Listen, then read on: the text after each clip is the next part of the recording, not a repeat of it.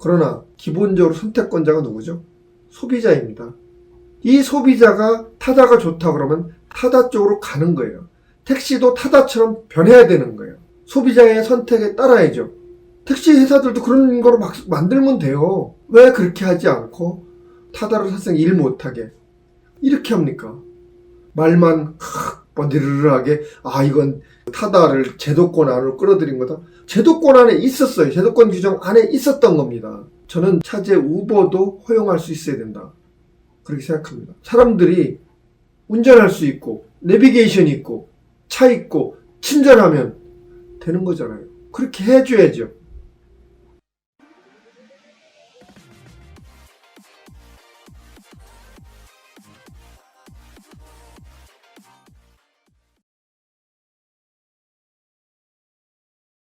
자유시민 여러분 안녕하십니까. 자유시민TV 박종훈 인사드리겠습니다.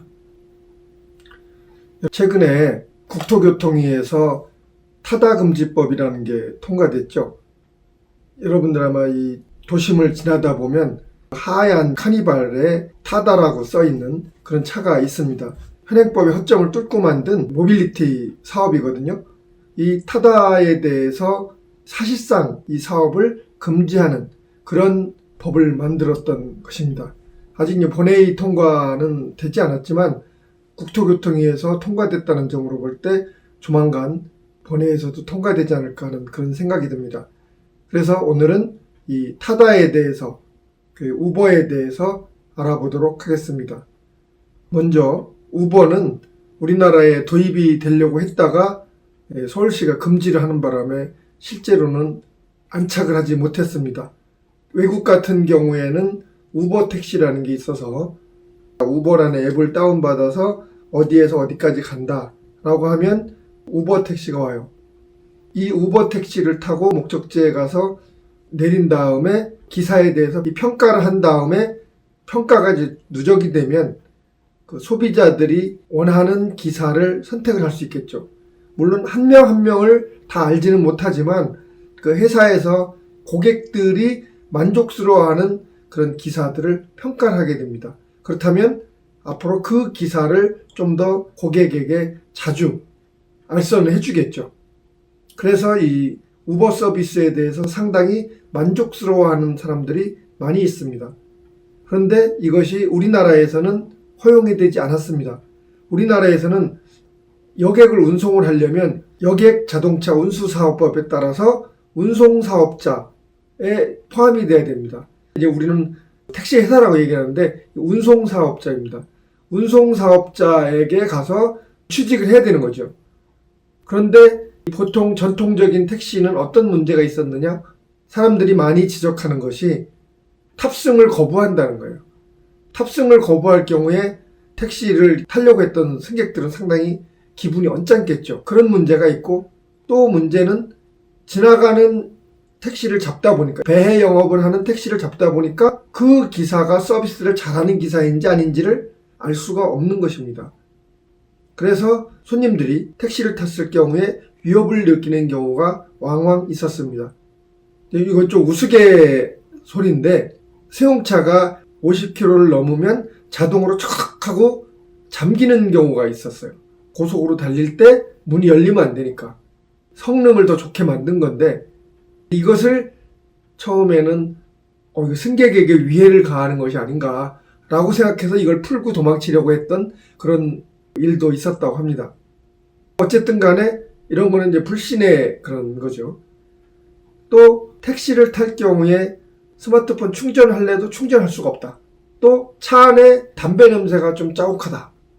그리고 승객의 기분과 상관없이 운전하는 분이 듣고 싶은 방송을 듣는 거예요.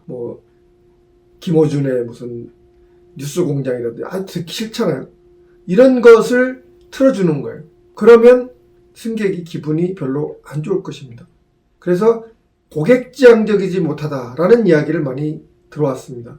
그런데 우버는 그런 게 아니죠. 그리고 지금 논란이 되고 있는 타다의 경우는 그렇지 않습니다. 타다의 경우는 클래식 음악이 싹 흐르고 스마트폰을 충전할 수 있고 아주 그 실내가 청결하고 그리고 운전기사가 승객이 이야기를 거는 거 외에는 정치 얘기로 해가지고 승객을 막 설득하려고 한다든지 이런 이야기를 하지 않는다고 이야기를 들었습니다. 그렇기 때문에 타다에 대한 선호가 상당히 높은 거죠. 그런데 이 선호도가 높다 보니까 택시 업계에서 반발이 일어났습니다. 저는 이 반발이 잘 이해가 안 돼요. 왜 그러냐? 요새 내비게이션 다 있죠? 운전면허 있는 사람이 운전하는 거죠. 승객을 편안하게 모셔다 드리는데 여기에 승객에게 어떤 불편함이 있을까요? 없습니다. 그런데 이거를 막으려고 해요. 그러면 이것은 택시 업계가 수익이 줄어든다 라는 관점에서 볼 수 있는 거예요. 그럼 택시 업계는 세금을 내고 타다나 이런 데는 세금을 안 내나요? 여기도 세금을 냅니다. 그렇기 때문에 뭐 세금을 내고 안 내고의 문제도 아니에요. 승객의 불편함 얘기도 아니고, 그렇다면 순전히 이것은 그 밥그릇 싸움이다. 그러면 이 택시 기사들의 문제가 있습니다. 택시 기사들은 자기 수입이 또 줄어들겠죠. 산학금도 채워야 되고 하니까. 지금 현재 통계에 의하면 2019년 8월 30일 기준으로 택시 전체 면허 대수는 25만 2,343대로 되어 있습니다. 그리고 운전자 수는 26만 8,277명으로 되어 있습니다. 이 사람들이 타다 운전하면 안 되느냐? 됩니다. 이 사람들은 베테랑이기 때문에 할 수 있습니다. 그렇다면 타다로 옮겨가야 되겠죠. 타다가 1년 됐는데 125만 명 정도가 타고 운전자 수는 9,000명, 그리고 타다 승합차 수는 약 1,400대라고 합니다. 내년에 1만 대로 늘리겠다는 거거든요. 그렇다면 점차 택시에서 이쪽으로 오면 됩니다. 택시 자체도 이 타다에서 운영하는 그런 기법을 배워서 도입하면 됩니다. 이미 하고 있는 회사들이 왜 이런 방법을 도입하지 못하겠어요? 그런 경쟁이 일어나야 되는 것이지 이걸 하지 못하게 하는 것은 바람직스럽지 못하다고 생각합니다. 그래서 저는 택시 운전기사분들이 반대하기보다는 경쟁을 해서 이길 수 있어야 된다라고 생각을 합니다. 이 타다라는 승합차, 이거는 다음에 이재용 대표가 하는 건데요. 다음이라고 우리나라의 검색 시장도 문을 열고 또 포털 사이트도 만들고 해서 아주 각광을 받았었습니다.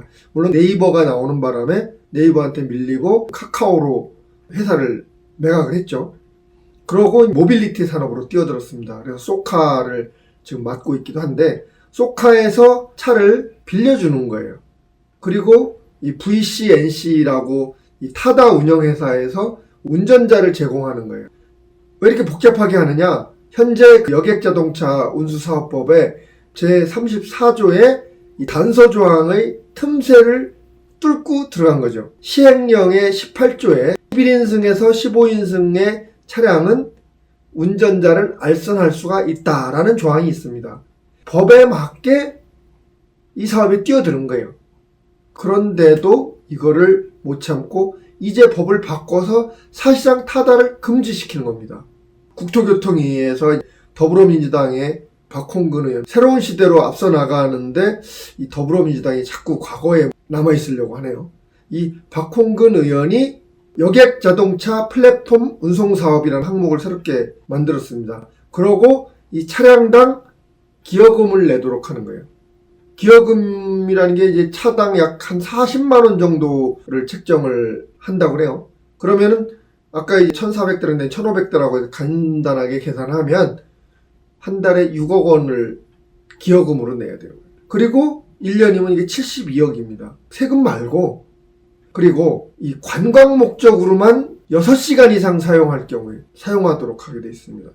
그리고 대여하는 곳도 앱을 통해서 아무 데서나 부르는 게 아니라 공항과 항만으로만 한정을 했습니다. 일반 시민들 쓰지 말라는 거죠. 이런 엄격한 조항들을 적용을 하면 고객 수가 확 줄어들겠죠. 사업을 하지 말라는 얘기예요. 그러면서 금지법이 아니라 제도화 시키는 것이다 라고 얘기를 했습니다.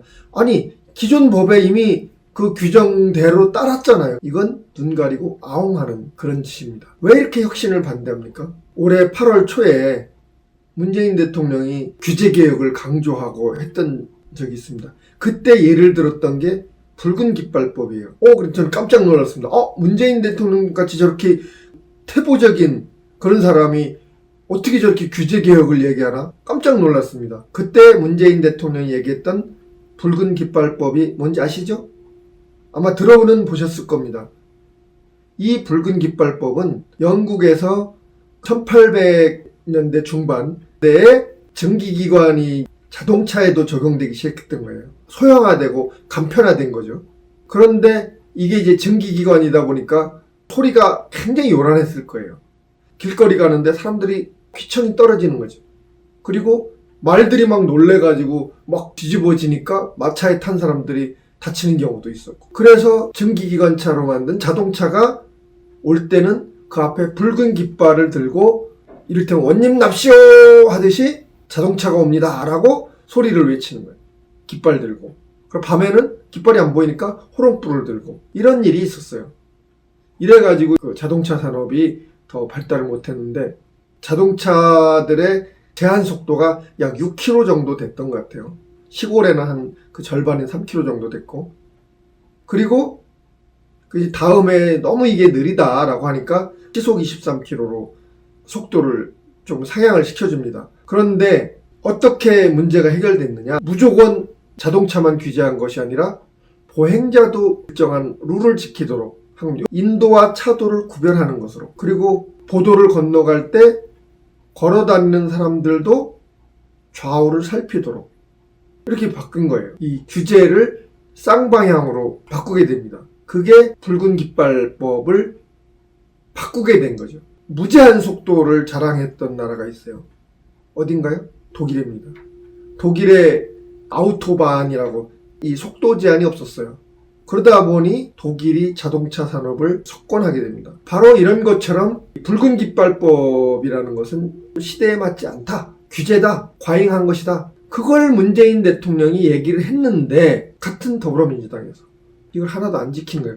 이거는 잘못된 것이라고 생각을 합니다. 국토교통부는 타다 보고 니네가 상생할 방안을 내놔라 라고 얘기를 합니다. 그러나 상생과 경쟁에서 기본적으로 선택권자가 누구죠? 소비자입니다. 이 소비자가 타다가 좋다 그러면 타다 쪽으로 가는 거예요. 택시도 타다처럼 변해야 되는 거예요. 소비자의 선택에 따라야죠.